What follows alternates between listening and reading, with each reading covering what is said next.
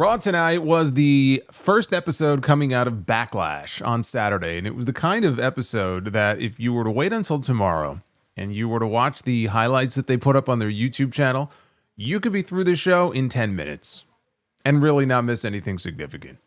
Raw tonight was nothing of any great importance. Nothing that happened on this show was of any real great significance. We did get a hell of a main event, though, with Rhea Ripley and Io Sky taking on Giulia and Roxanne Perez. And Giulia got to main event her very first episode of Raw in her very first in-ring appearance on Raw, which was pretty cool, even though she lost. And they teased tension between Rhea and Io when the match was over. Both of them were locked eyes on the championship, so still teasing some issues between the two of them.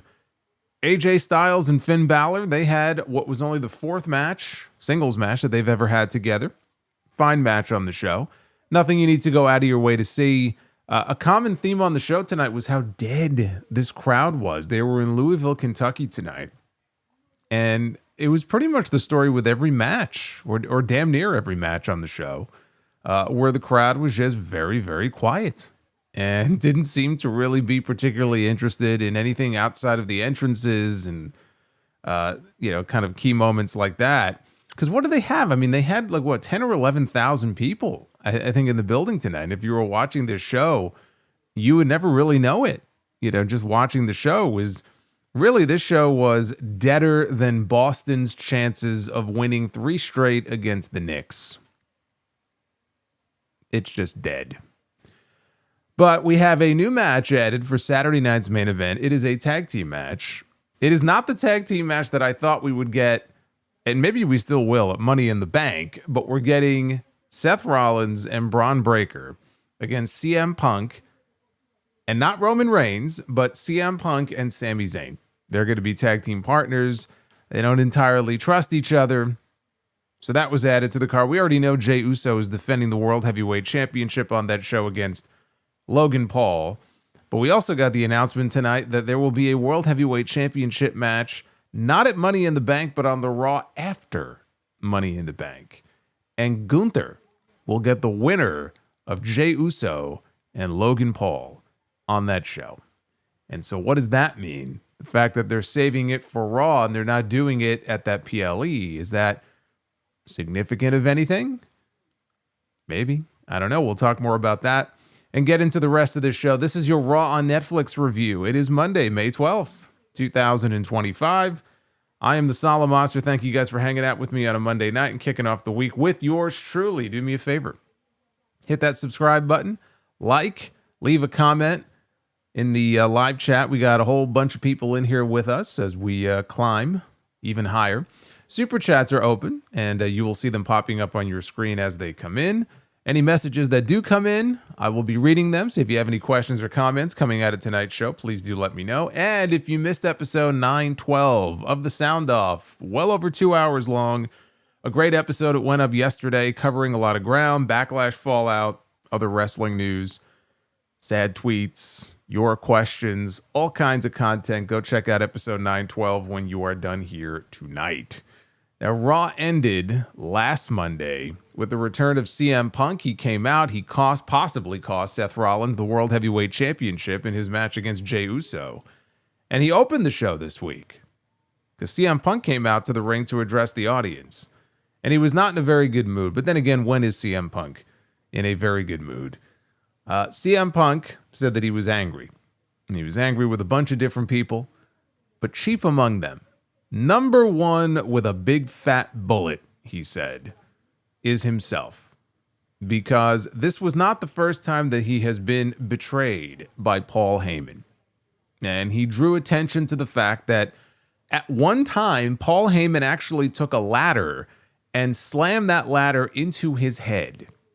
So much so that Punk legitimately needed 13 staples to close the wound on his head. That was back at Money in the Bank in 2013. Turn on me once, shame on you. Turn on me twice, he said, shame on me. So that was his fault for giving him a second chance. Even Jay Uso, he said, warned him about Paul Heyman when he came back to WWE. He called Heyman a fat little snake. Fat and little, I mean, that's kind of contrary to each other.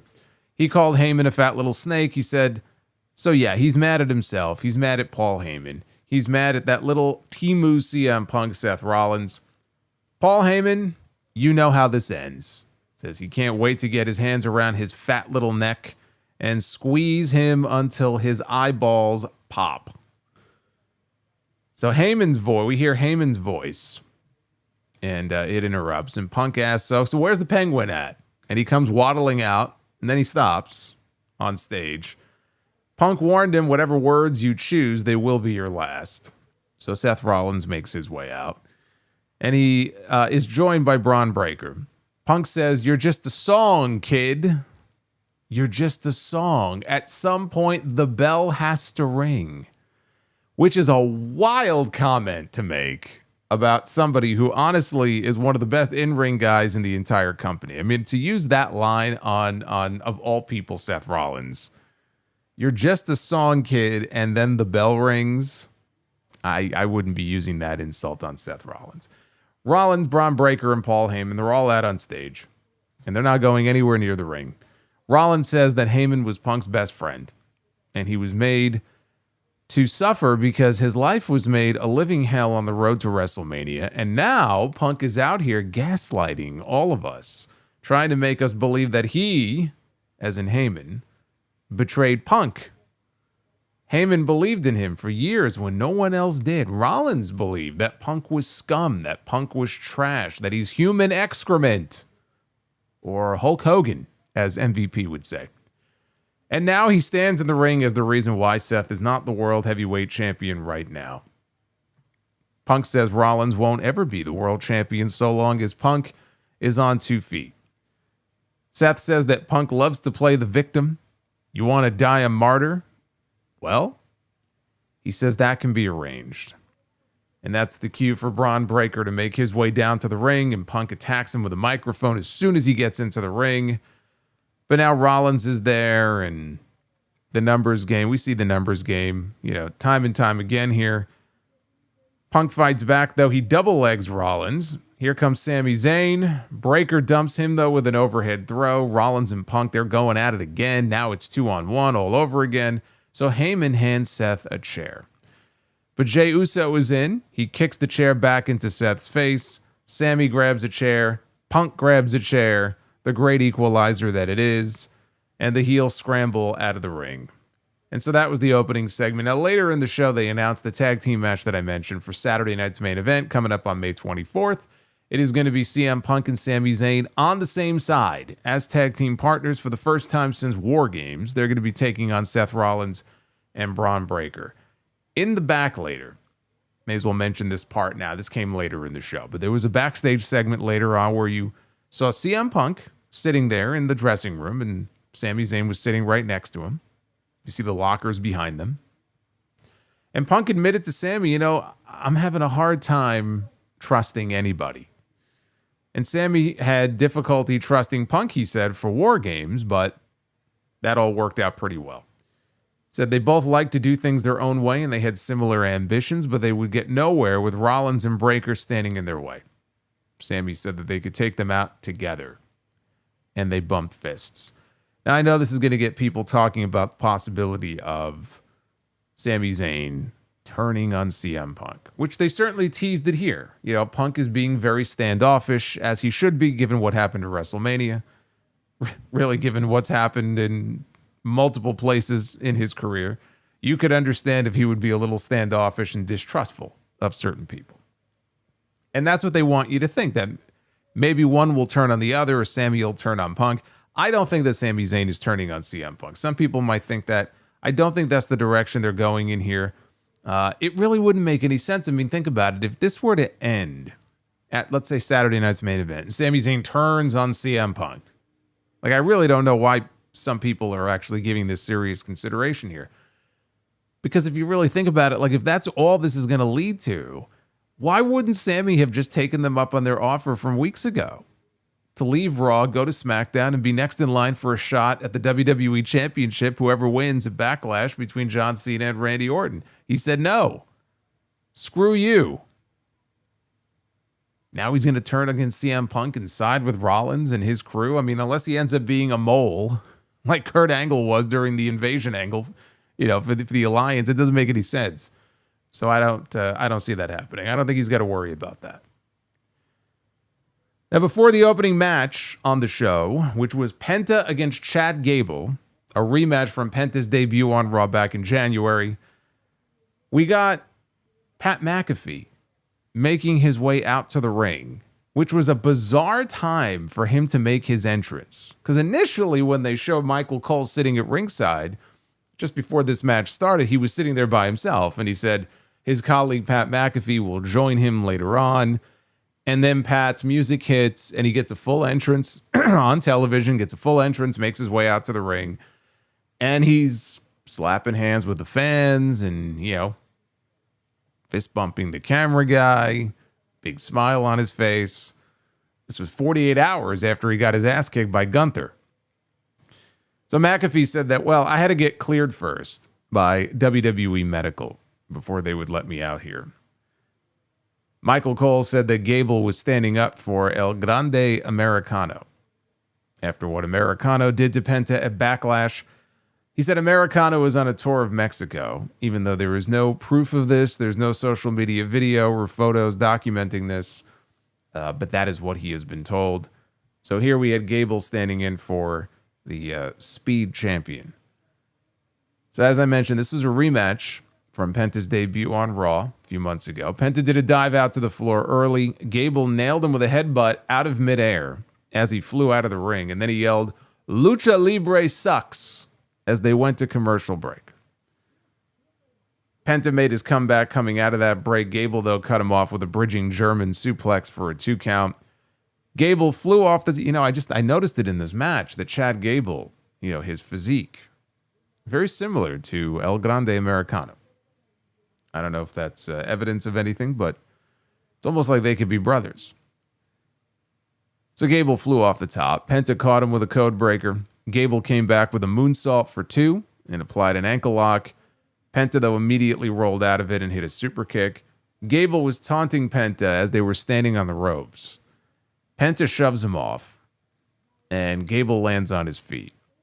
Penta, though, follows with a Mexican destroyer off the ropes, and he spikes Gable, and he pins him to win the match. I am so very happy that we are seeing the destroyer used as a finishing move. It pleases me. It makes me happy. Now all we have to do is get back to Sami Zayn using the Blue Thunder Bomb. At least every now and then. You use the Blue Thunder Bomb as a finish. That would also make me very happy. By the way, all those people coming out of Backlash the other night who said that, well, Penta's buried now. Now he's just another guy. He's losing to fucking Dominic Mysterio, even though Dom is Intercontinental Champion right now. There were a few people who love using that word. Where are all those people now? Penta looked pretty good for a guy who supposedly was 6 feet under. People who are 6 feet under, they don't usually win matches. And this wasn't even the last time we would see Penta on this show tonight. So this was a nice win for Penta. I know Chad Gable never wins a fucking thing, but still, a win is a win. A win for Penta here on this show. But it takes talent, let me tell you, to be buried under the dirt and to still win matches. We go inside the Judgment Day clubhouse. Dominic Mysterio is talking to Liv Morgan, who is on the phone, because she's still in Japan for a few more weeks filming her movie. Meanwhile, Finn Balor, Raquel Rodriguez, Carlito, and JD McDonough stood by. Dom was very much thrown off by Liv telling him good morning, even though he said it was the evening. It was nighttime here in Louisville. Not understanding the concept of time zones. You know what he needs to do? He needs to have a conversation with Hulk Hogan. And that way Hogan can explain to him how time zones work and how 1 year Hogan actually worked over 400 days, traveling back and forth between Japan and the United States because of those time zones.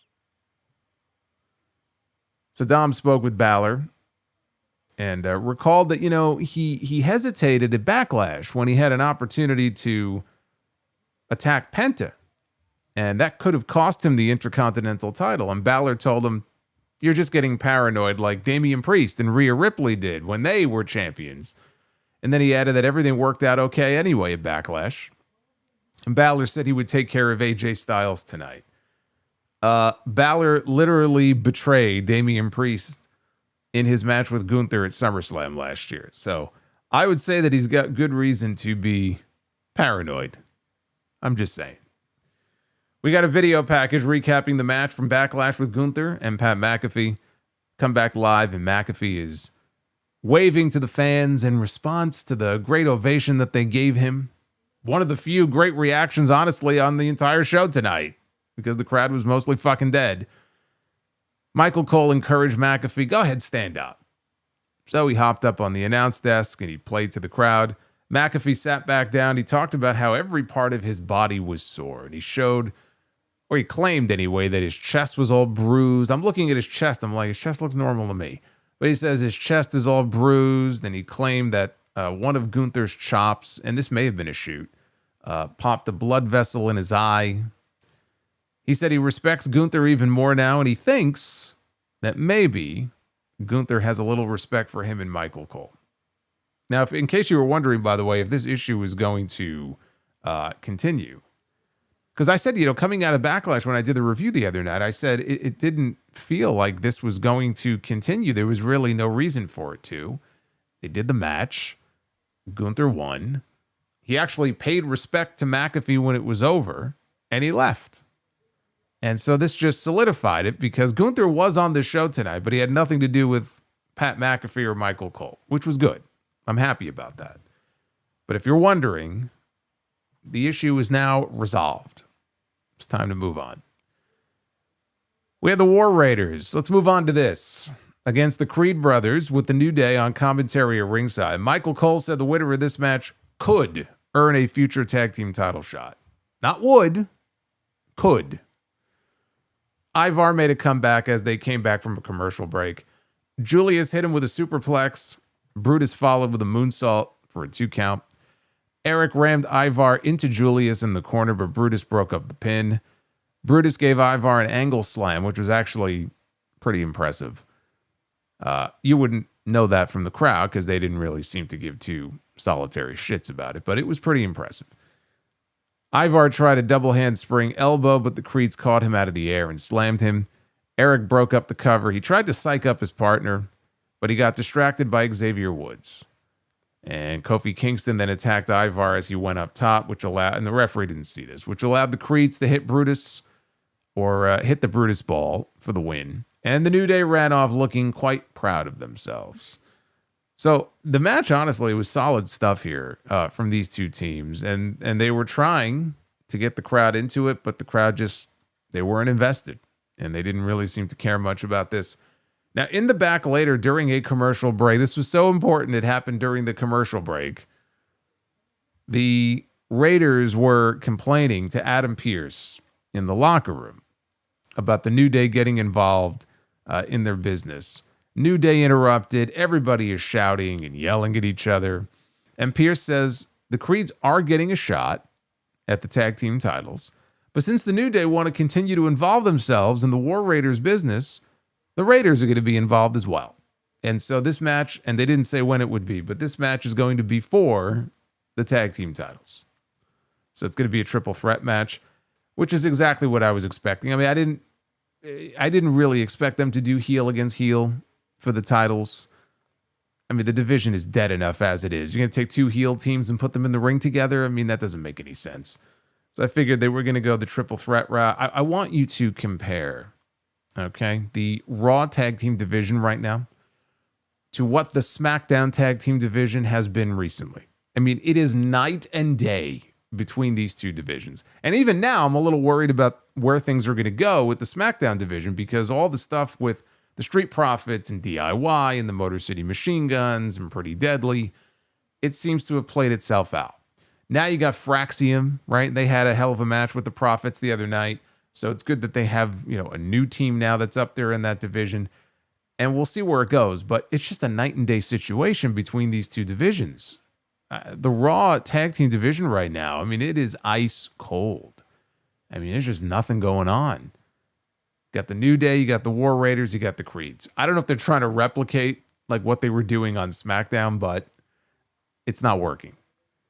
And they need to try to balance things out a little bit better. And if that involves calling up a couple of new teams, I'm not even sure off the top of my head what those teams would be. But they have to do something because this is just boring. It's just fucking boring. And I don't understand how you can do what you're doing on SmackDown and then you look at what they're doing on Raw, and the Raw match is the one that went on the WrestleMania card this year. The TLC match is the one that was relegated to television. Shut the fuck up. It's unbelievable. Fuck that tree. The tag team TLC match was the one that was relegated to TV. And thankfully, they had a commercial-free third hour that week, so it actually worked out well. But just the idea that for all of the weeks and months that they invested in heating up or trying to heat up that tag team division on Friday nights, that when push came to shove on your biggest show of the year, it was the Raw tag team title match that actually got a WrestleMania spot over that one. It's just wild to me. But they got to do something with this division on this show. It's just no good. Backstage, Seth Rollins spoke with Braun Breaker while Paul Heyman looked on like a voyeur. Rollins said that their adversaries probably thought that they were winning the battle. Rollins said that they have no idea what he's capable of. And he said that he had one more thing he wanted Breaker to do before he took off tonight. And he got up and he whispered some sweet nothings in Braun's ear. And Braun perked up. We didn't know what he said, but whatever it was obviously pleased Braun Breaker. Heyman smiled in the background, and then Rollins told Breaker, and have some fun. And he patted him on the back, and he left. Now in the back, Adam Pearce told Jay Uso that you're going to hear something later in the show, but I wanted you to hear it from me first. And they bumped fists. And Jay started to make his way towards the ring. In the background, you can see Finn Balor in conversation with Roxanne Perez. It's the second week in a row that we have seen those two talking in the back about what we don't know. But that is now the second straight week of that. Now, during the commercial break, Kathy Kelly was up on the concourse. She was interviewing Grayson Waller and Austin Theory. And she asked about the elephant in the room. But Grayson Waller said they weren't there to talk about her mom. Oh, wait, hold on. There you go. See, this is why his segments air during the commercial breaks on this show. It would be like, where's my boy Sidro or Duff's Vids, right? It would be off the air during the commercial breaks that we would be hearing these jokes. So Waller tried to get Austin Theory a rematch with Sheamus, but Theory said that he already got Waller a rematch with Sheamus. Now, I want you to remember that, okay? I want you to remember what I just said, and I want you to keep that in mind because we're going to come back to that a little bit later on in the show. Okay, so keep that in mind. We got footage from what happened after Raw went off the air last week. Jay Uso was shaking hands with fans when Logan Paul, dressed in a hoodie, punched him from behind the barricade. This happened, I remember people were talking about it in the chat as I was reviewing Raw. They're like, oh, Logan Paul just attacked Jay Uso because he wasn't on the actual show last week. So they showed footage of that, and Michael Cole boasted that the footage had over 16 million views within 12 hours of going online. Now, let me ask you a question. Okay, you all watch this show. Actually, some of you might not watch this show, but you watch my show to get caught up on that show, and I love you for it. But if you watch Raw every week like I do, let me ask you an honest question. When you hear stuff like that, okay, when they have those little factoids on the screen, or they have Michael Cole putting over the fact that this clip or that clip did 50 million views in a fucking 24-hour span, do you give a shit? As like the viewer of the show, do you care? Like, what are we supposed to do with this information? So the Logan Paul video of him punching Jay Uso in the face got 16 million views within 12 hours of going online. Are we supposed to cheer Logan Paul now? Like, wow, that's very impressive. I think I'll cheer for Logan Paul. I'd like to see him become World Heavyweight Champion now because he got 16 million views. I don't give a fuck. I don't care. I don't care. So we had the World Heavyweight Champion, Jay Uso. He made his way. He emerged from the concourse, headed to the ring. Jay said that he has a big target on his back. He said Logan Paul has said that Jay is not championship material, and he has a glass jaw. He said they will meet face-to-face on Saturday night's main event. And then he was interrupted, not by Logan Paul, but by the former World Heavyweight Champion, Gunther. Who made this? I was not expecting this. And he entered the ring, and he was serenaded by chants of, "You tapped out." And Gunther told Jay that the unimaginable came true. Jay Uso was the World Heavyweight Champion. And I'm sitting here and I'm like, this really feels like the kind of promo that we should have gotten like 2 weeks ago. Why are we getting this now? Gunther said he knows what it's like to be a champion because he spent 80% of his time in the company as a champion. He said just because he understands doesn't mean that his opinion of Jay has changed. He said Jay Uso is not a natural champion like he is. He said he was surprised that Jay hasn't shared the news yet from Adam Pearce. So he will. He announced that the winner of Jay Uso against Logan Paul on Saturday night's main event will have the honor of handing over the World Heavyweight Championship to its rightful holder because he said that he is going to challenge for the World Heavyweight Championship on June 9th in Phoenix, Arizona. And my first thought was, I know Money in the Bank is June 7th in Los Angeles, California. And I know that 7 + 2 = 9, which means that's a Raw episode. And that is indeed the Raw after Money in the Bank. Gunther will get his rematch for the World Heavyweight Championship. He said he hopes that it's Jay because he would love nothing more than to shut Jay up and the people as well for good by reminding Jay of his place. And this pissed off Jay Uso. And he took offense at Gunther talking about his place. Jay said that he was walking it back and he would walk it back to the same way he did at WrestleMania by walking out as the World Heavyweight Champion. I have to say this knock on this segment here. It is very tiresome to see them still playing the same tired story of Jay Uso doesn't belong. Jay Uso is not world championship material.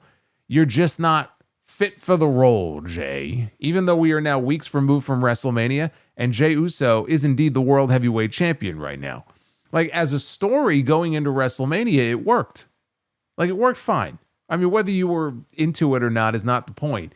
But like, as a story, you could tell that story coming out of the Royal Rumble, where he was like a wild card, and now he's going into WrestleMania to wrestle this man who's been a champion 80% of his time on the roster, and Jay Uso has never been a world champion before. And you could tell that story that this man is being doubted by everybody. He's having self-doubts. His brother had to talk some sense into him. Like, you're right. You can't win the world title. You got to find your inner Uso. You know, you got to find the right-hand man. That story worked going into WrestleMania. Then he won. That story is over. It's done because we went through weeks of it, right? People doubting me. I don't want to hear it anymore. We moved on from that. He proved all the naysayers and all the doubters wrong. And in this segment alone, he mentioned that Logan Paul is saying that you're not a world champion. And Gunther is back now and saying you're not a world champion. It's like, what are we doing here? We already went through this 2 months ago.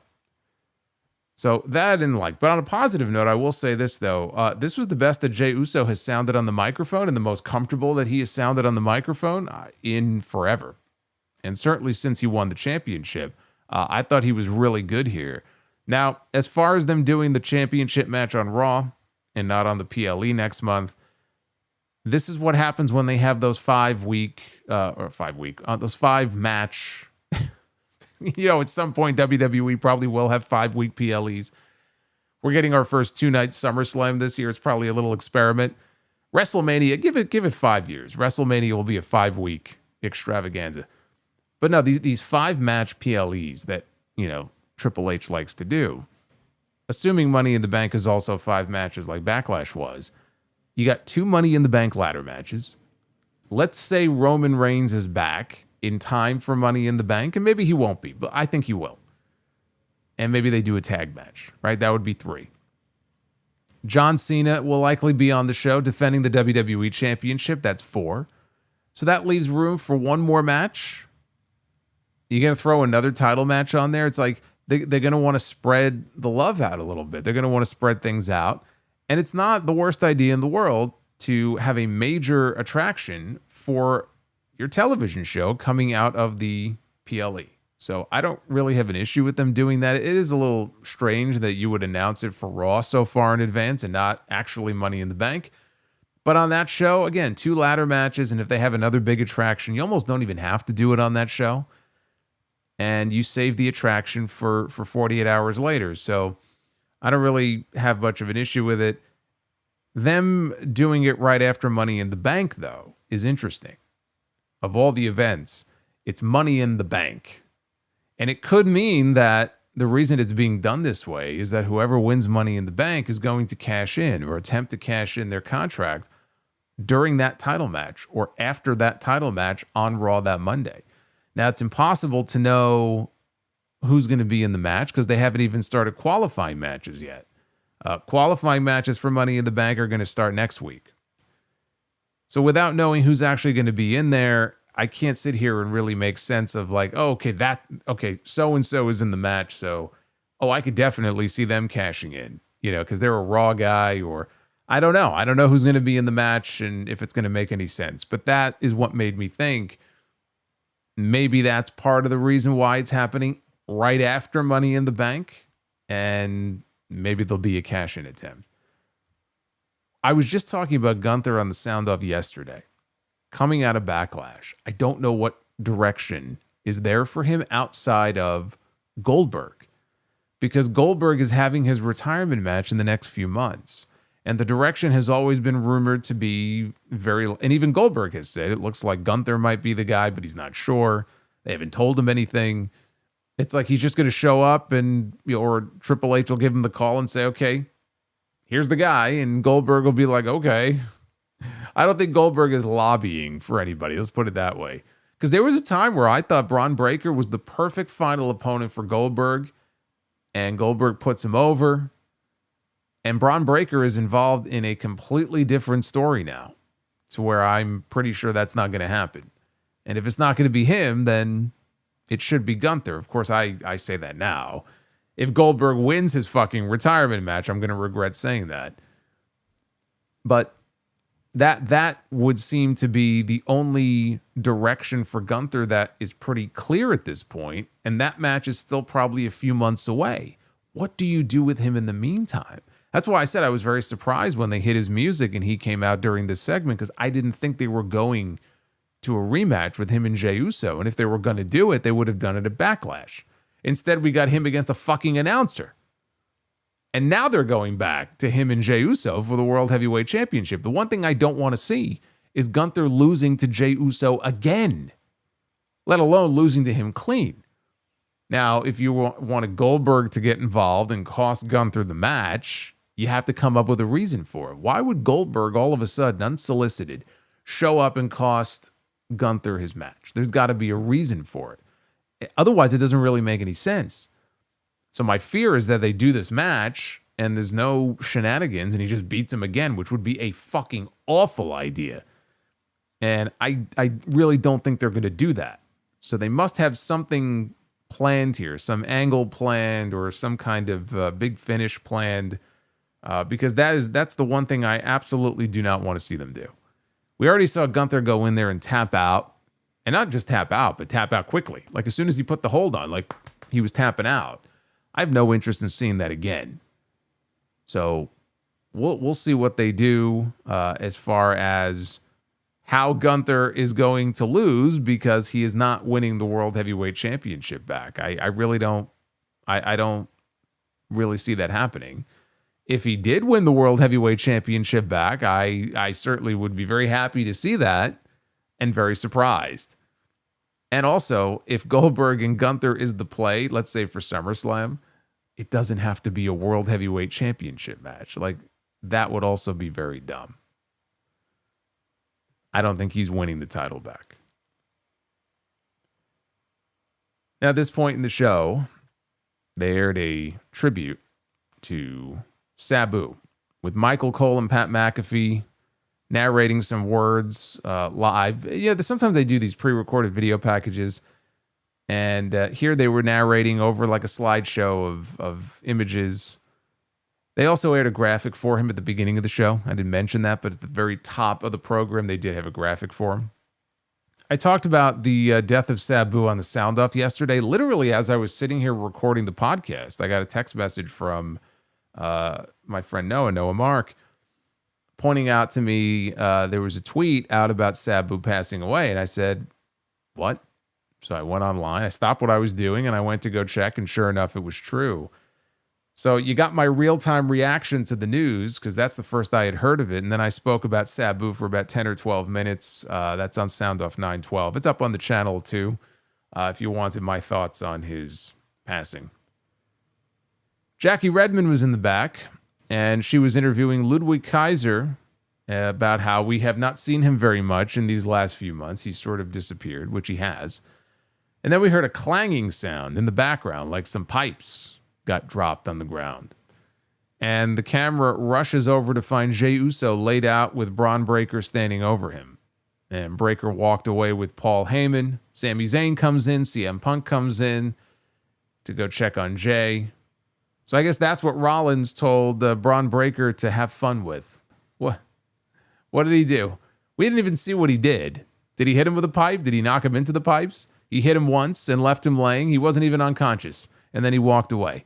If this man really wanted to have fun, he would have speared him through the fucking wall or something. I would have expected more out of this. That's all they did here. Then we had AJ Styles one-on-one against Finn Balor. Only the fourth time in their careers that these two men have been matched up against each other one-on-one. Balor had JD McDonough and Carlito in his corner. No Dominic, which Michael Cole made a point to mention repeatedly. Cole referred to AJ and Balor as former leaders of the Bullet Club. Styles was on offense until he got distracted by McDonough on the apron.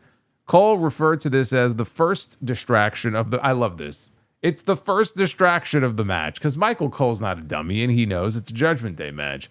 And every fucking Judgment Day match, there are multiple instances of interference here. It's like the House of Torture. So he's like, the first interference of this match. There would be more. They dropped each other with a double clothesline that led to the second commercial break of this match. Styles hit a superplex as they came back. They traded strikes until AJ caught Balor's Pele kick attempt and applied a calf crusher, but Balor was able to get a rope break. Balor hit a sling blade and a drop kick, but AJ avoided a coup de grace. And Styles tried the calf crusher, but before Balor could break it, AJ hit a Styles clash, only got two. Carlito then hopped up on the apron for our second referee distraction of the match. Styles knocked down McDonough, but the distraction allowed Balor to hit an elevated reverse DDT, or as he calls it, the 1916. Suddenly, Penta appears on the barricade, standing on top of the barricade outside the ring. He takes out McDonough because Carlito ducked out of the way at the last second, but then Carlito got dropped with a Mexican destroyer on the floor. In the ring, Styles hit Balor with a phenomenal forearm, and he got the pin. So Penta here gets a measure of revenge on the Judgment Day for what they did to him at Backlash. Styles and Balor, it really was nothing special. They had a good match. Nothing you have to really go out of your way to see. And the crowd was very, very quiet for this match. To be fair to them, they were quiet for most of what they saw on this show, including the main event. This was hardly the only instance of the crowd sitting on their hands for a match on this show.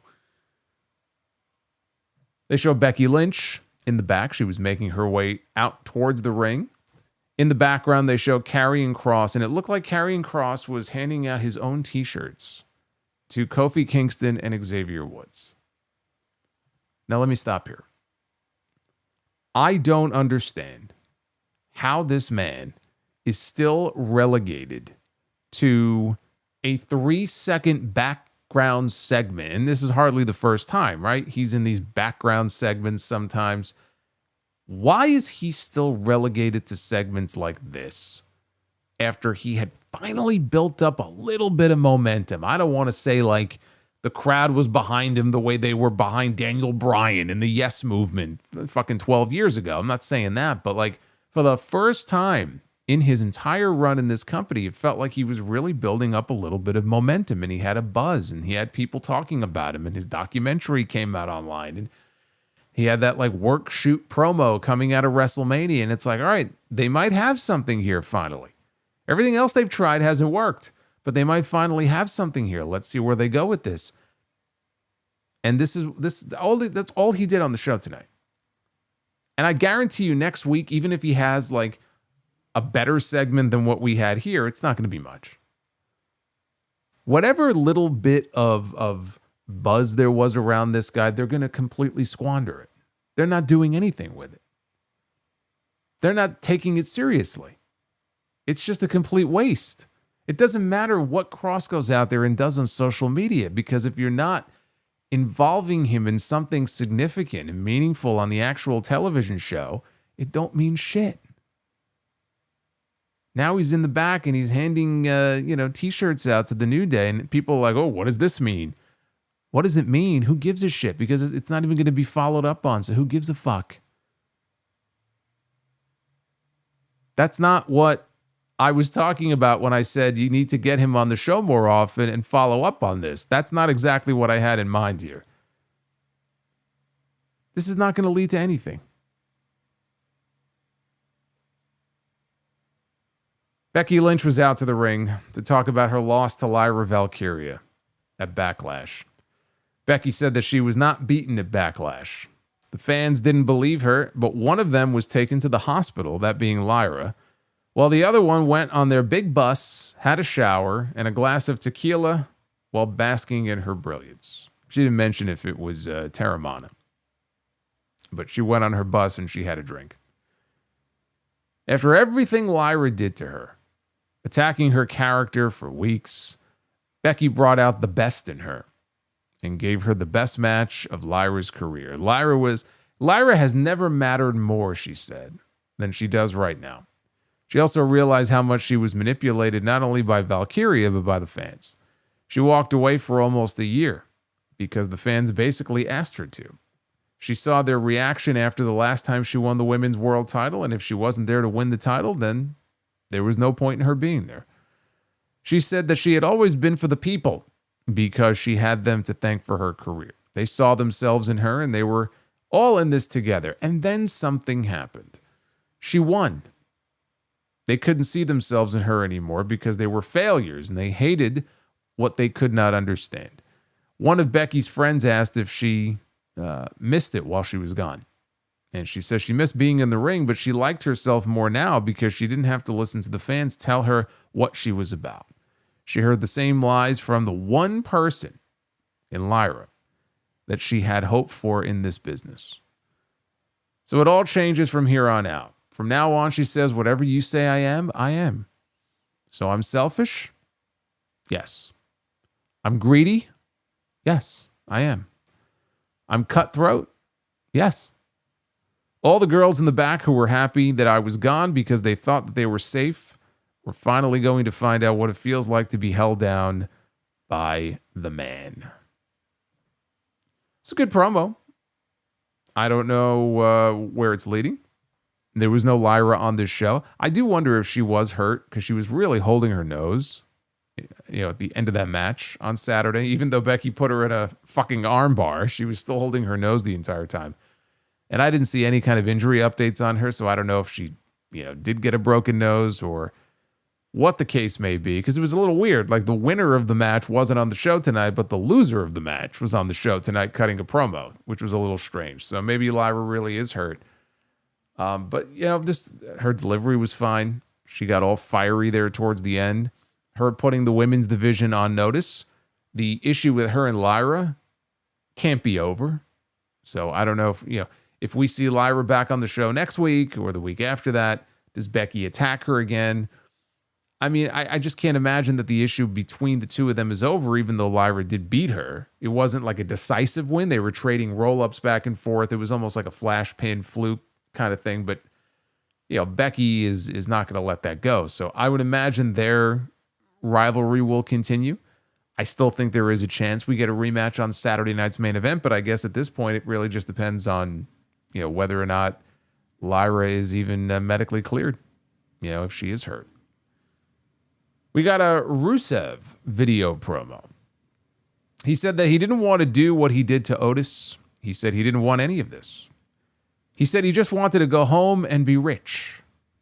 Really? It's pretty much what he's been doing the last 3.5 years.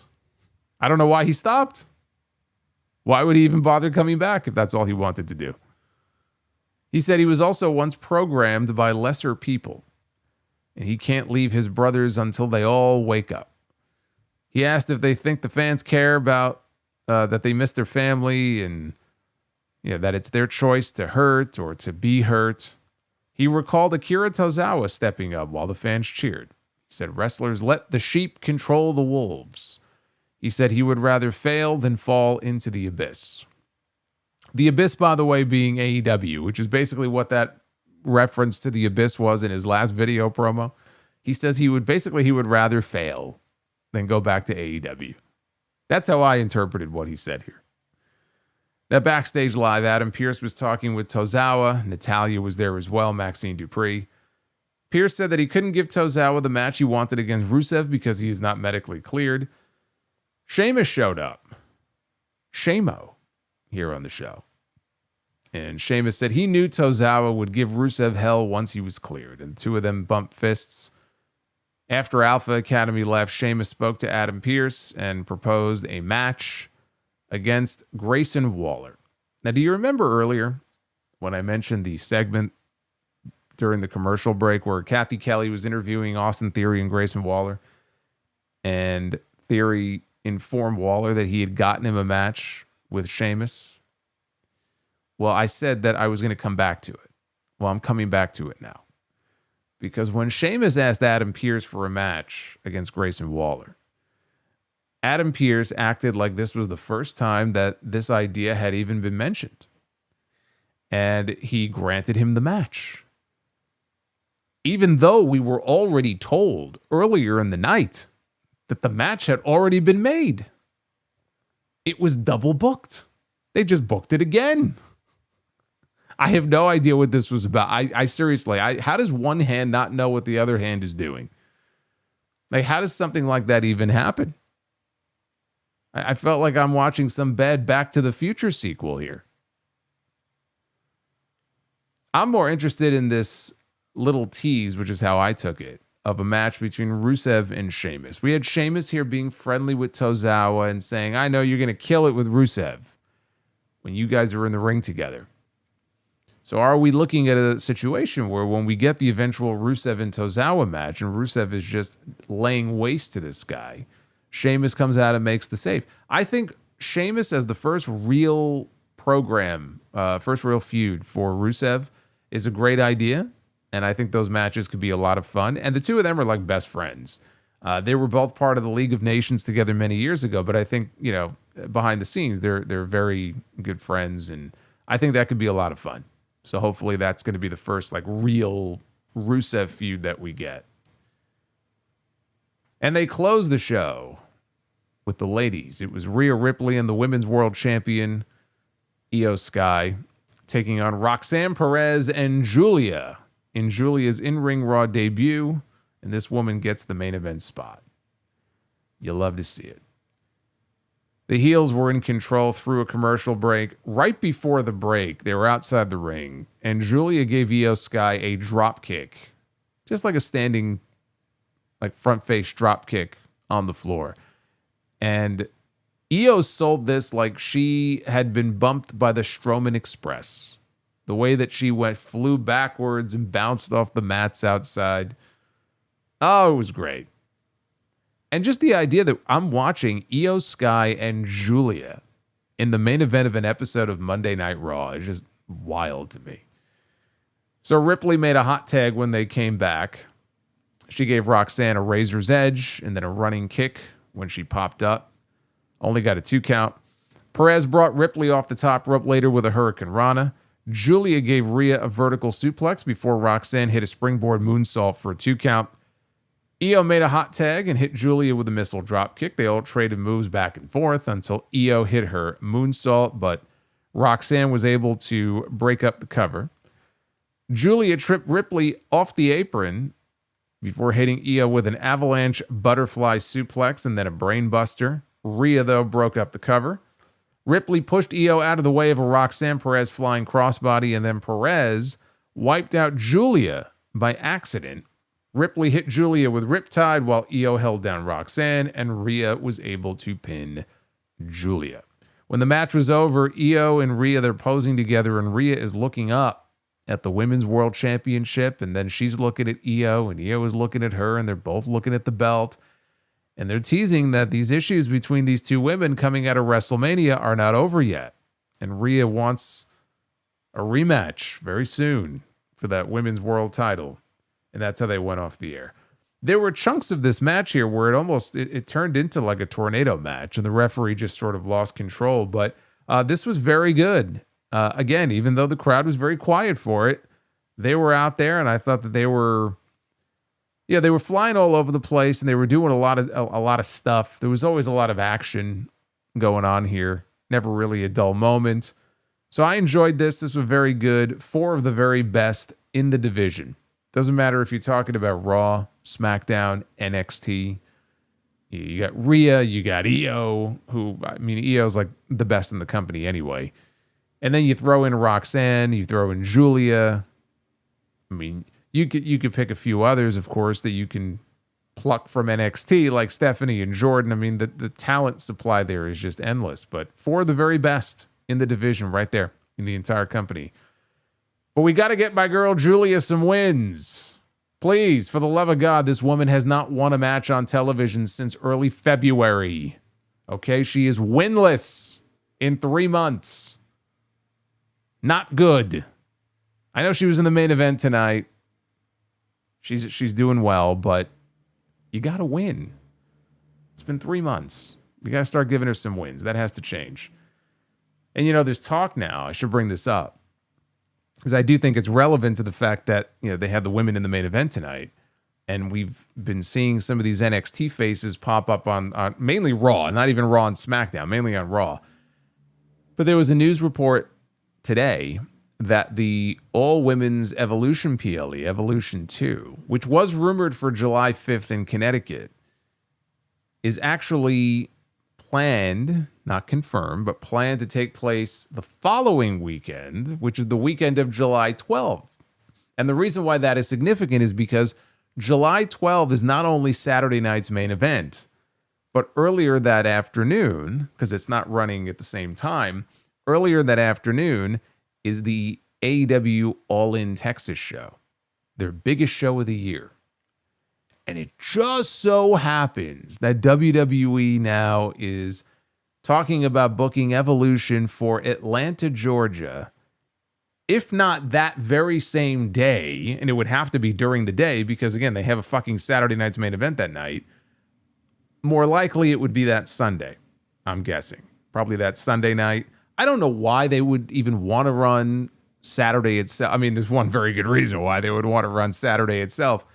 But you're probably going to want some of those women on Saturday night's main event. So my guess would be it would be the 13th, but it could very well be the 12th, even if it's the 13th. Like, we know the games that WWE plays with AEW, okay? People have talked about it or danced around it, or they're like, that's a conspiracy theory. No, it's not. They do this shit on purpose. And it is so transparent why they do this shit. It is unbelievable. And I actually feel bad for the women because if they choose to do that Evolution show on that Saturday, but do it in the afternoon, I think that's a real slap in the face to the women in this company because they are setting them up. Now there's going to be this direct competition between the shows. And All In, for AEW is going to be a pretty big show. And so now if, let's say, Evolution doesn't do as well, viewership-wise, as it otherwise would, is that going to reflect badly on the women? It could. It could. It just feels like it's being used as a pawn in a larger game that WWE loves to play. And I think it's just bullshit. But it's so fucking transparent what they're doing here. Even if they do it that Sunday, they're filling up that entire weekend with shit. And there's a very clear reason why that's happening. So we'll see what the final date actually ends up being, or what I'm going to do, because I'm going to be in Texas, because we got House of Glory that Friday. I'll be in Texas. I don't know what I'm going to be able to cover or review, if anything. I don't know what's going on that weekend. So of course they're planning like wrestling at all hours of that weekend. So that's going to be a mess. Anyway, next Monday, qualifying matches begin for Money in the Bank. It's always good to get qualifying matches. At least they're matches with meaning. And we'll find out who's going to be in this tournament. They didn't say if it's just going to be, men's matches or women's matches next week. So it may be a combination. Maybe one men's match, one women's match. We'll see. What did you think of Raw from Louisville? 53.8% thumbs up for tonight's show. 31.4% thumbs in the middle, and 14.8% thumbs down is the score for Raw. That's an overall positive score, not a very enthusiastic one on the thumbs up side anyway. But that is a thumbs up. So you can go vote at Solomonster if you would like to chime in with your thoughts as we get into your super chats here. And I do very much appreciate your super chats. So least I could do is check them out here. Michael says, get Cross for Money in the Bank. He should be. I don't know if he would win, but get him a spot in Money in the Bank. I mean, to not try to follow up in some meaningful way is just crazy to me. I don't understand it. I really don't.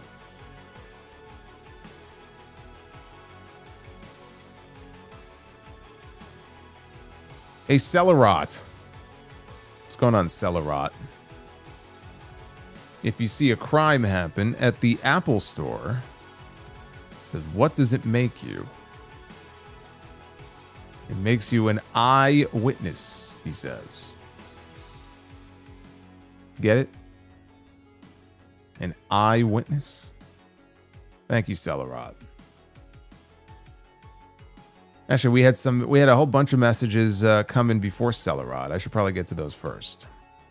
Ron.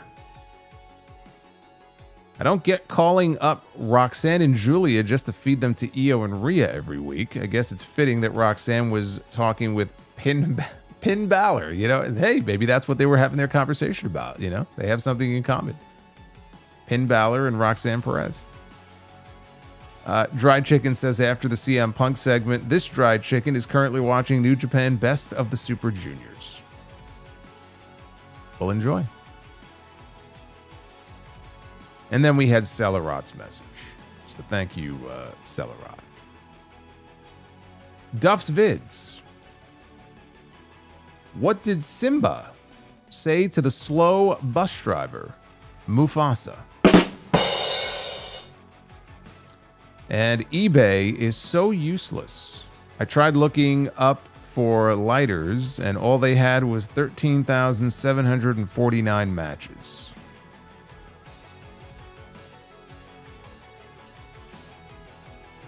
Okay. I must be missing something here. Mr. Rod with the $20 super chat. I stand corrected. Congrats to the Knicks on the win tonight. I said Boston in 6, but it looks like Knicks in 5. Again, congrats. They were down by a bit, but they made their comeback, as they've done quite a few times recently. And the Yata Garatsu, thank you for the channel membership. Alexander with the $9.99. I have a feeling if Giulia officially makes the main roster, Triple H is not going to know what to do with her. They are going to focus on Vicaire, and she's going to get lost in the shuffle with these losses. That's why she's got to start winning matches soon. You don't want to establish somebody by having them lose all the time. This was just one match. This was her first Raw match, so it's fine. I just was kind of stunned when I checked and I saw that she hasn't won. I mean, if you want to take out like tag team matches, she hasn't won a match since Vengeance Day. I mean, come on. Base Beer says, you can be little and fat. Well, I guess that's true. I mean, you can be short. You can be short and fat. That is true. Duff's Vids, what's the best way to carve wood? Whittle by whittle. Whittle by whittle. Oh, Jason Tatum got injured? I didn't know that. Jason Tatum got injured. Well, I mean, Boston is fucked now. Maybe. If he's hurt with any great significance, then forget about it.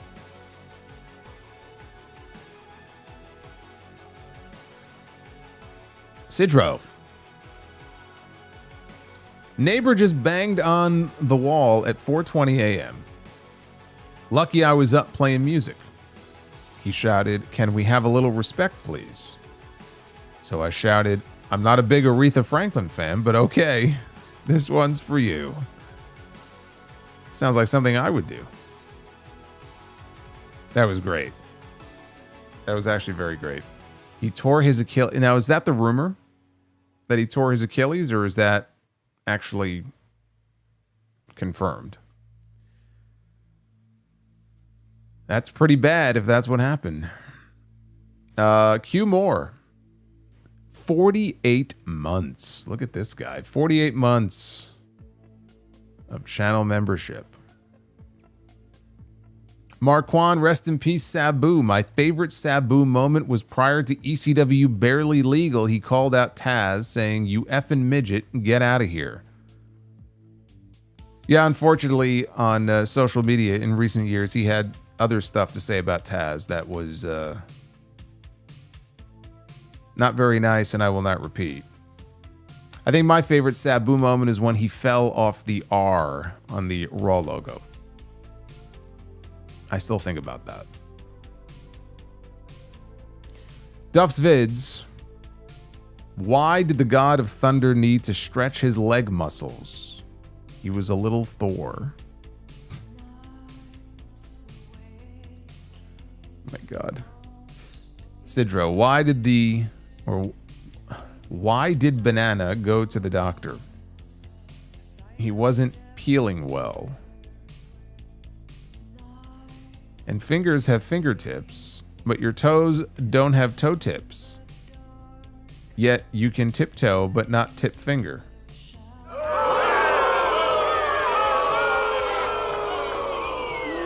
You suck. Also, he says, I joined a gym and said to the trainer, I want to impress beautiful girls. Which machine should I use? He said, try the ATM outside. That is undoubtedly true. See, words of wisdom there from Sidro. Duff's Vids, what's made of leather and sounds like a sneeze? A shoe. A shoe. Okay. Alexander of WWE wanted to work us. They should have fake released Gable so it would confuse people that El Grande Americano was not Chad. No, actually, he should have lost like a loser leaves town match. Like a loser leaves WWE match, and then he reappears. It's like the, what was the gimmick that Dusty did? The Pale Rider? Was it the Pale Rider? The hell what did he call himself? I forgot what he called himself. He came back with like a mask. I think he was the Pale Rider. Duff's Vids, what is the most reliable part of your body? Your fingers. You can always count on them. It's true. Bobby's World. Cornette said Wardlow should be waiting at the top of Everest for Darby and powerbomb him off the top of the mountain. I say Darby still kicks out at 2. Oh, he would totally no-sell it.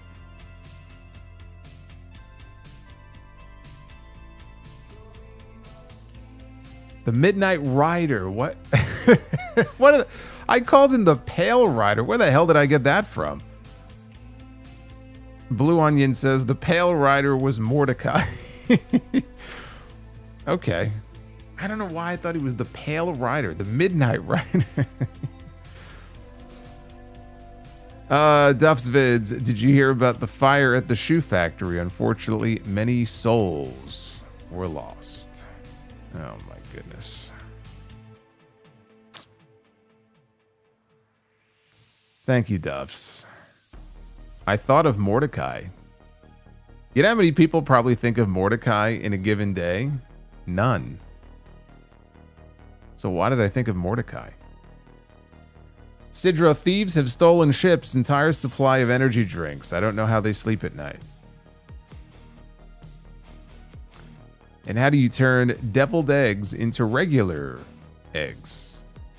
An exorcism. Dude, that's awful. Like, that's really... Like, if I had... Not even tomatoes. I feel like if I had knives, I would throw them at you. Alexander, the mid-card women's titles need more love on these PLEs. I still wish they kept Dakota and gave her a run instead of Lyra. Well, the mid-card women's titles are not going to get any love on these PLEs so long as they do the 5-match format. That's simply not going to happen unless you have somebody like Becky Lynch or Charlotte Flair competing for those championships. That's just the way it is. As long as they stick to that format, that's not going to change. Tonga Loa Superfan.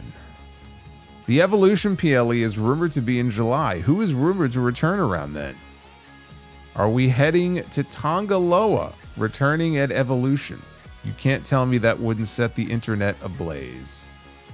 Unless Tonga Loa has spent his time out of the ring over the last several months undergoing, certain life changes, I don't think it would make much sense for him to be at the Evolution PLE. But I don't know what he's been doing, so maybe he's been up to stuff that I just am not aware of. But we'll have to change his name then from Tongaloa to Tangaloa. Sidro, crossing a vampire with a snowman gives you frostbite. Very good.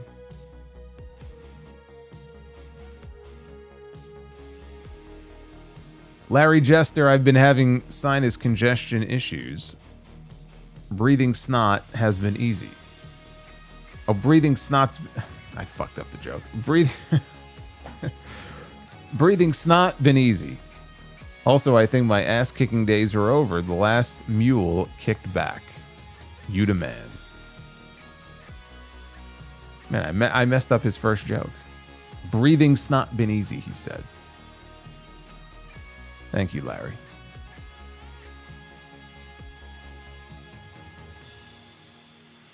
Angel, with 6 months of channel membership. Says, go Mets and Knicks. Looking forward to TNT tomorrow. You guys are by far the best duo in the business. Thank you, Angel. I appreciate that. We've been killing it lately. I'm going to do it again tomorrow night. EJ Slamp says, hey, just making sure you got my Money in the Bank 2011 story I sent earlier today. I believe I saw it, yes. I didn't open it yet, but it's sitting in my inbox, which is quite flooded. Blue Jay, 3 versus 2 at first. Is there a third man? Interesting. No, there is not a third man. I saw people talking about that earlier in the show because of the opening segment, you had Seth and Braun, and they were outnumbered by Punk and Jay and Sammy. And I thought maybe Logan Paul would show up. They were going to give us a 6-man tag or something. And there was no Logan Paul on the show. But, yeah, again, the third man business. I'm not saying that Heyman wouldn't add a third person at some point to their group, but it's not... Again, I don't think Sami Zayn is going to be the third man. I don't think there is a third man. You got to give up this third man stuff. I've been hearing it since before WrestleMania, when people were so gung-ho and excited about The Rock and Cena and who's going to be the third man. Is it going to be Rollins? Is it going to be somebody else? Like, you got to give up this third man stuff. Jeremy Dyer, we're getting Goldberg versus John Cena at SummerSlam, and we're going to like it. That sounds like a horrendous idea.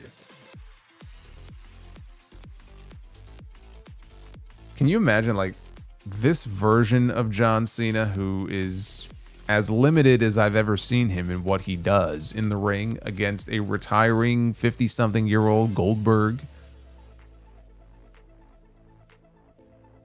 It'll end up being John Cena's retirement match. That sounds like an awful idea.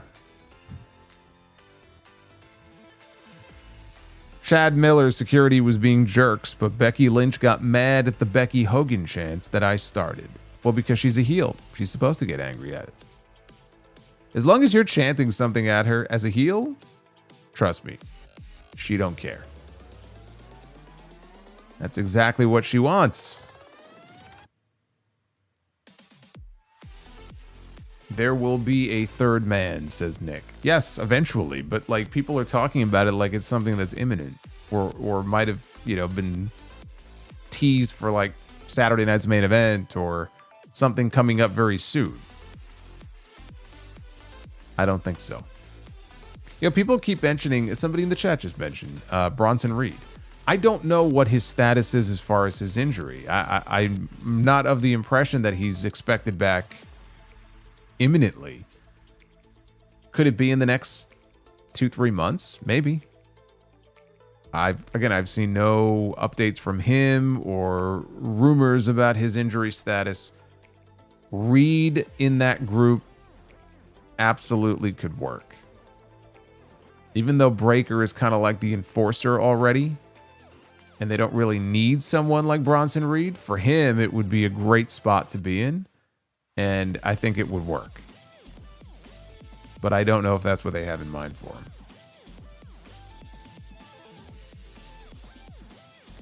We got Mark. It's the mid-2010s, having a blast drunk in South America, and I attempt to perform a stone cold stunner on a glass window. Who am I? The Solomonster. Well, actually, it was the late 2010s, and I was sober. I was sober enough. I can't claim that I was blackout drunk and blame it on that. I just was being a little careless. And my knee has been bothering me ever since. But thank you for reminding me. EJ says, my special needs cousin loves this dumb joke. Why did the cow go to the hospital? Because he was sick. You know what? Sometimes it's the simple ones that get a chuckle out of me. I mean, that's basically like, why did the chicken cross the road? To get to the other side. Why else would he cross the road? Is he stupid? Base beer is Vato Sting against Biker Taker. Pick a stipulation. Oh my god. Biker Taker and Vato Sting. It has to be some kind of street fight, no?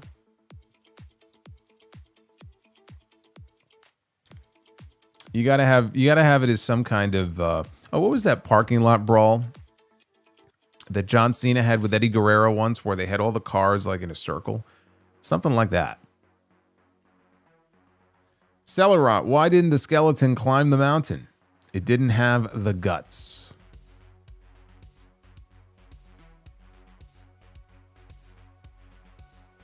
Base Beerus, we're due for some new emojis. Vicaire, Dom, and Braun, maybe. There's nothing really distinct about it. I mean, I guess Dom has the mustache. I don't know, we'll see. I'll mention, maybe if Steve is with us, Steve Mello, who has worked on the other emojis for me. I don't know if they're distinctive enough. The emojis are very small. They're very, very tiny. So like they have to be distinctive in some way, or else they don't really, it's hard to know who or what they're even supposed to be. But we could think of some new ones. Yo-Yo Sup says, buy, sell, rent, Braun, Dom, Vicaire. I mean, I like all three of them. But if you're asking me is in terms of like attractions, and if I'm a promoter and I'm trying to make money and I was going to build around someone, Braun, Vicaire, and then Dom, in that order. Retro KOH, 26 months of membership. Daily request for a Bronze Breaker super chat. Also, I stole last week's Saturday joke over the weekend. My students loved it.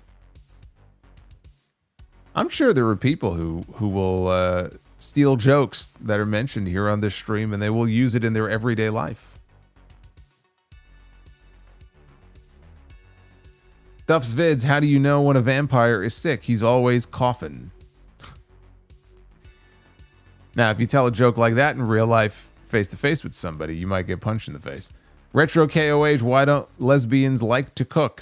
Because all they do is eat out.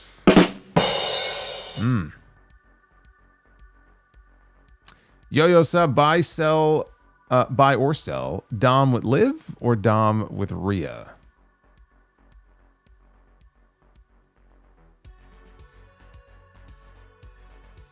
Dom with Rhea.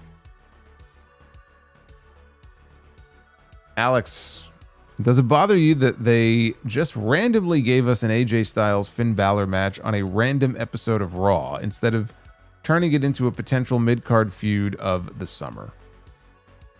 No, not really. Not at this point. I mean, it might have bothered me 5 years ago, 7 years ago, but at this point, I don't think there's really any juice to it. You know, especially the way they've been booking these two guys for the last few years, it just doesn't mean anything anymore.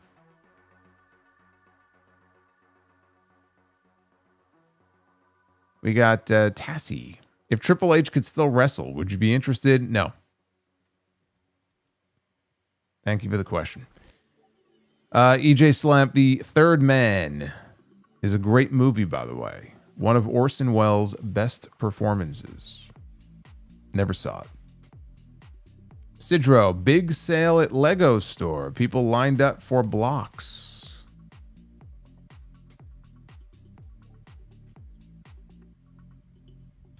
Base Beer is Vicaire emoji with her horns. Ah, yes, the horns. Or maybe it should be Roosh. Have the best moveset. Or Kevin Owens. Now, if it was Roosh, like, you mess with the bull, you get the horns. You get the horns. Maynard, why do top talent have buses if they don't work house shows anymore? Because they're still traveling. I mean, they still got to get around. So maybe they're not, taking a plane from whatever the city is that they're in. Maybe where they're headed to is within driving distance. And instead of flying, they're going to take their luxury bus. I don't know. They all have their own reasons. Most of them got those buses when they were still doing more house shows, though. And I think in a lot of cases now they're not doing as many house shows and they still have the buses. And then they're not going to give them up. I'd ask for a bus.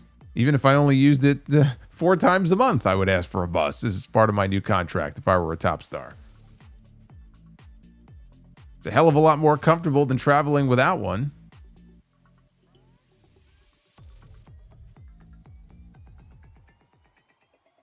Yo-Yo says, what do you think about the Alexa Charlotte backstage segment? I know it's just fantasy booking, but do you think it will lead to something big? I don't know. I have no idea. It was one little segment in the back. I can't extrapolate much more from it than what we saw. It was the first tease of something they're doing. Maybe some kind of an alliance between them. But I honestly have no idea. I will wait to see it play out and find out just like the rest of you. Hydrograd says, punks, you gotta bark all day, little doggy, or are you gonna bite line gotta pop out of me. Yes, he used that line on Braun Breaker tonight. Literally just rewatched Reservoir Dogs over the weekend. Still my favorite Tarantino movie. It's a very good one. Still love me some Pulp Fiction, though. Base Beerus, buy or sell Razor Ramon or Roddy Piper. Both are legends. Yes. But I'm buying on Roddy. I'm selling on Razor. And Yo-Yo says, going to my first wrestling show this Wednesday for AEW. Going alone since all my boys give me shit. Great seats for cheap. Going to have a good time. Well, Yo-Yo, I hope you have a great time at the show. That's the thing about AEW. You know, you can clown on them all you want to in the attendance, but the bottom line is, if you just want to go to a wrestling show and it's coming to town, WWE is going to cost you a fortune. And you never know what you're going to get. You might get a great show. You might get a boring show, right? You don't know what you're going to get.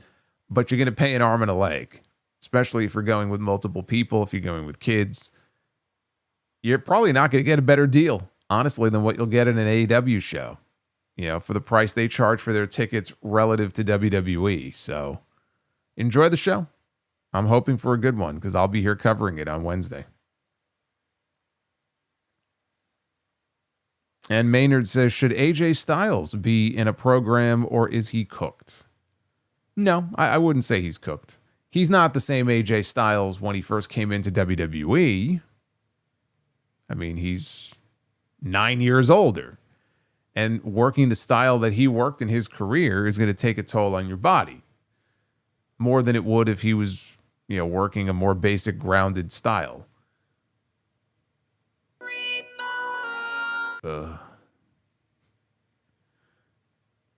So is he cooked? No, he's not cooked. There are people that you can watch in the ring and you're like, okay, this guy's cooked. I don't think that when I watch AJ Styles. Eminem says, I did not hit her. Oh, hi, Mark. Lisa, you're tearing me apart. What is this? Everything is fine. Cheap. I have no idea what that is the lyrics to. Or if it's a quote from a movie. A terrible movie. I don't know. But Eminem, thank you for the 25 for the Bree mode. Our first and only Bree mode of the night. Well, we hit the regular goal. So thank you for the 450 plus likes, which means we get one round to be the booker, and we're going to try to make it a good one. So let's do it. The Room. People are saying The Room. Oh, I've never seen The Room. I'm in a room right now, but I've never seen The Room. Couldn't tell you anything about it. I can tell you one thing about it. I'm guessing that it's about a room. How's that for insight? Ladies and gentlemen, it is now time to be the booker. It is the best terrible movie ever. Well, then I can't wait not to watch it.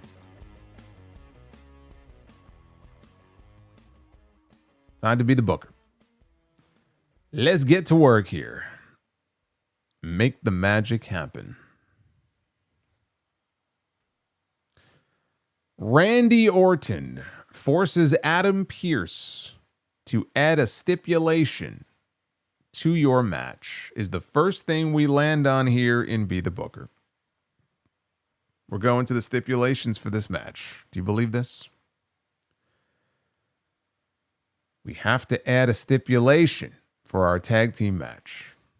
And so we shall. It will be a tag team Hell in a Cell match. There have not been very many of these. There have been a few. Actually, New Day and Usos had a great one back in 2017. We're having ourselves a tag team Hell in a Cell match.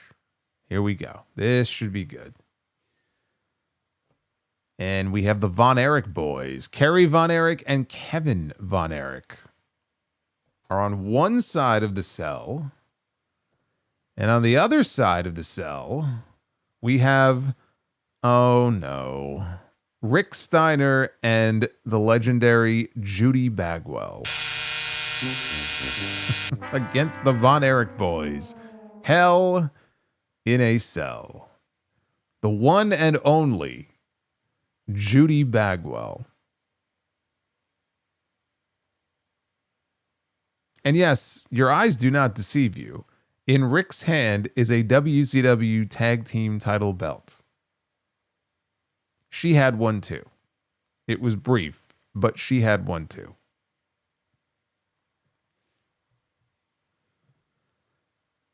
Women's Be the Booker. Judy's going to have to carry that one.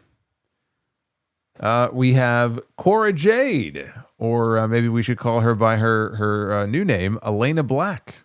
She's already booked a bunch of indie appearances, I noticed. She's hitting the indie scene. Cora Jade against... Oh, wow, that's eerie, okay? That is fucking eerie right there. The two women, or two of the women, who were involved in the most recent release, or releases in WWE, Cora Jade and Gigi Dolan. They're going to be having a match on the Independency. See, the reason I was able to book it is because they're no longer in WWE. So I had to bring them in and book them myself. Gigi Dolan and Cora Jade. A battle of the releases here in Be the Booker. That's the first time that something like that has happened. That's very weird. And now, our main event of the evening. Are you ready? Liv Morgan gives you her room key. Now pick a stipulation. It's like the third time in 2 weeks. How many times have I gotten that room key? Man, I'm loving life right now. Every week with this. I got to pick another stipulation, though. We already picked one stipulation. Now we got to pick another. We got to pick a stip for our main event. The APA Invitational. We're back to this again. All right, then. So now we know what our main event is going to be. The APA Invitational with Bo Dallas. Bo Dallas in the main event in an APA Invitational.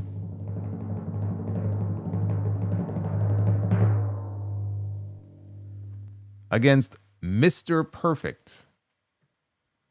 You know, I was going, my finger was right there on the button, but then I saw Mr. Perfect. And I said to myself, Solomonster, are you really going to give Mr. Perfect the buzzer here? An APA Invitational match against Bo Dallas. And I said, how can I not? He can make it work. He can definitely make it work. The stipulation, I know. I know, not the best stipulation, but we can make it work. So anyway, there you go. That's your, I hit the button there. There's your Be the Booker. We only get one round. We didn't hit the other goal tonight, but we got the one round in there. I was hoping for a clean sweep, but we're going to have to wait for another night to find out. Unless it's WrestleMania 9. That's a very good point. Taylor says, unless it's WrestleMania 9. In which case, Mr. Perfect will forget everything he's supposed to do in the match. And Bo Dallas will have to be the ring general, and he will have to lead the way. Cameron Spencer, sometimes I felt like I was the only TM61 fan. I wish they would have made it to the main roster. They would have made a big impact. Oh, is that the Mighty Don't Kneel? I don't think they would have. I don't think they would have made as big of an impact as you think they would. Alex says that July 12th weekend is going to be a thriving weekend for Solomonster's business. Not if I'm not around to cover everything, it won't. Well, at the very least, I will be covering All In. And I don't know if I will be at All In. I may decide to just go to All In or stay in Texas, not go to All In, watch the show so that way when it ends, I could go live right away like I normally do. So there's that to consider. And now there's talk about Sunday or Evolution or, do I do a podcast that weekend? Do I fly home on Sunday? Do I fly home on Monday? I don't know what I'm doing. I don't know what I'm doing. Oh, man. Anyway, I know you guys will be here regardless. Duff's Vids, what do dads say when they enter a strip club? Twerking hard or hardly twerking? I actually don't think dads say anything when they go into a strip club. They don't go into a strip club to talk. They're not there to chat. Talking is the last thing I would want to do if I went into a strip club. Base Beer's Big Show hit AJ Lee with the Strowman Express. Did he? I don't remember that. I know Big E caved her fucking chest in by hitting her by accident, and she basically no-sold it. She's a trooper. EJ Slemp, instead of watching The Room, watched The Disaster Artist instead, about the making of it, starring James Franco. It is fantastic. The Juliet, doing my part for a long shot double be the booker. And rest in peace, Sabu. Thank you, Juliet. I appreciate that. It's not going to happen tonight, but thank you, brother. Am I doing a SmackDown review this week? Of course. Why wouldn't I? If you mean the SmackDown the night before All In, no. That's the whole reason I'm in Texas. I'll be there Friday night for a House of Glory show. But this week, yes, I will be here this week. And Devin from NJ. Was Dr. Melfi a good therapist to Tony? I think so. And I think she knew that when she was, if you watch the show, you know she was attacked. I won't get into the graphic nature of it, but she was attacked. And not telling him was actually one of the smartest things she could have done. Because I think she knows what would have happened had she confided in him what happened to her.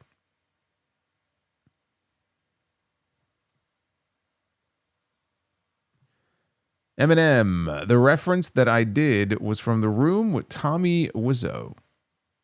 Awesome dude, and the lyrics were from Shmo Yoho. You'll love the music on that channel. Shmo Yoho? Okay. I may have to check that out.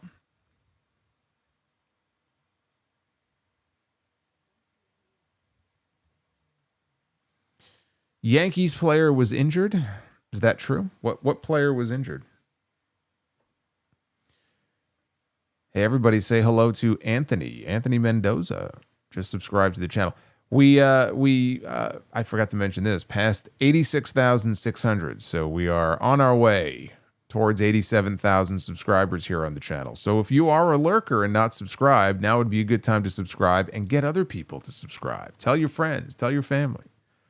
If you live at home with siblings, secretly log into their accounts without their knowledge and hit the sub button. Whatever it takes to get us to 87K, I would appreciate it. If you missed it, the sound off went up yesterday, episode 912, well over 2 hours long. A lot of good content there. Please go back and check that out if you missed it. We got up to number 2 on the charts for wrestling podcasts all across the country. We're number 2 in the entire United States. So I thank you for that. The next time I am with you live, we'll be back here on the channel on Wednesday night. That'll be for the AEW Dynamite post show.